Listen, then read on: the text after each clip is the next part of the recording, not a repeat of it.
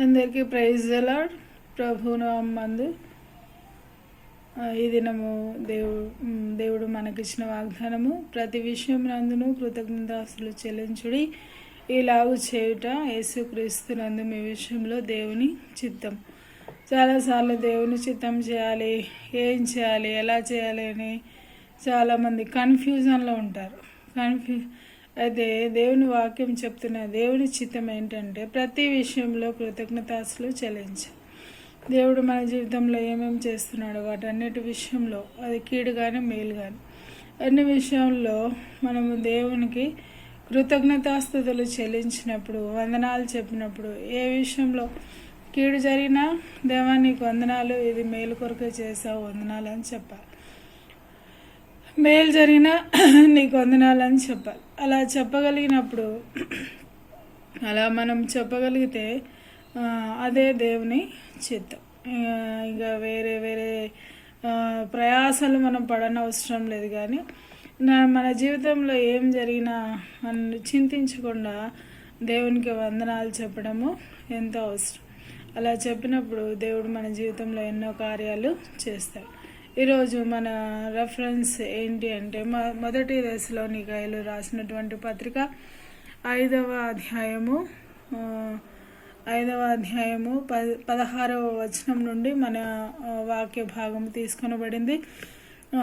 ఈ వాక్యంలో మనం చూస్తాం ఏంటి, దేవుని చిత్తమును ఎలా చేయాలి. దేవుని చిత్తం అంటే ఏంటి లేదు, ప్రతి విషయంలో మనము దేవునికి కృతజ్ఞతాస్తుతులు చెల్లించినప్పుడు దేవుడు తన చిత్తానుసారంగా ఆయన మనల్ని నడిపించేవాడుగా ఉంటాడు.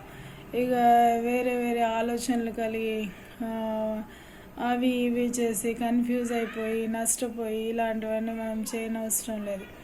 దేవుని చిత్తం మనం చేసినప్పుడు మనకు సంపూర్ణమైనటువంటి సమాధానము, సంతోషం మన జీవితంలో మనం చూస్తాం.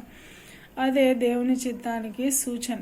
మనం దేవుని చిత్తం చేశాము అనే దానికి సూచన ఏంటంటే సంపూర్ణమైన సమాధానం మన జీవితంలో ఉంటుంది. అది ఒక రకమైనటువంటి ఆనందాన్ని మనకు ఇస్తుంది. అది ఈ భూమి మీద ఎక్కడ దొరకనటువంటి ఆనందాన్ని, ఎక్కడ దొరకనటువంటి ఆ యొక్క సమాధానం మన హృదయంలో, మన ఆత్మలో మనము కలిగి ఉండటం చూస్తాం.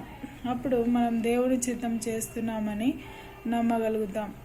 కాబట్టి దేవుడు మనతో మాట్లాడుతున్నది ఏంటంటే ప్రతి విషయంలో మనము కృతజ్ఞతాస్తులు చెల్లించాలి.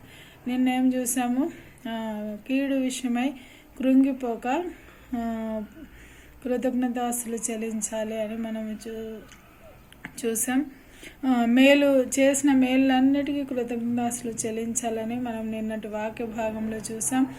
ఈరోజు మన వాక్య భాగంలో మనం ఏం చూస్తున్నాం, ప్రతి విషయంలో అది కీడు కానీ మేలు కానీ ఏదైనా సరే మనము దేవునికి స్తుతులు చెల్లించినప్పుడు దేవుడు మన పక్షాన సహాయం చేసేటువంటి దేవుడుగా ఉన్నాడు.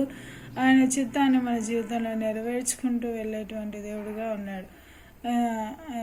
ఈ వాక్య భాగాన్ని దేవుడు దీవించునుగాక. ప్రార్థన చేసుకుందాం. ప్రేమగల తండ్రి, దయామేడ మీకు స్తోత్రాలు. మీరు ఇచ్చినటువంటి వాక్య భాగాన్ని బట్టి వందనాలు. ప్రతి విషయంలో నీ కృతజ్ఞతాస్తులు చెల్లించటం మాకు నేర్పించండి. అనేక మార్లు నా ప్రభా మేము కీడు జరిగినప్పుడు కృతజ్ఞతాస్తులు చెల్లించే స్థితిలో లేమని ఒప్పుకుంటున్నాం, క్షమించండి నా ప్రభా.